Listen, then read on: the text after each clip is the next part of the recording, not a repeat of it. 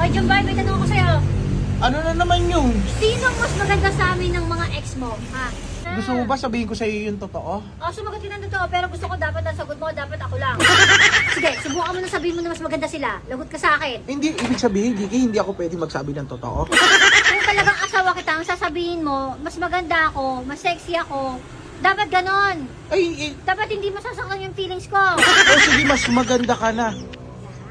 Yun ang gusto kong marinig, para naman nagiging good mood ako. Ha? Sigurado ka? Oo, sige, sigurado. Ito naman, pinakikilig mo naman ako. Ito na nga, bibigyan na lang ito. Ayan, 2,000 na sa may comment section ka lang yan. Ito talaga. Ikaw naman, gusto ko lang naman nakiligin eh. Paano kung sinagot ko na mas maganda yung mga ex ko? O, akin na yan. Balik mo sa akin yan. Hindi, mas maganda ka pala.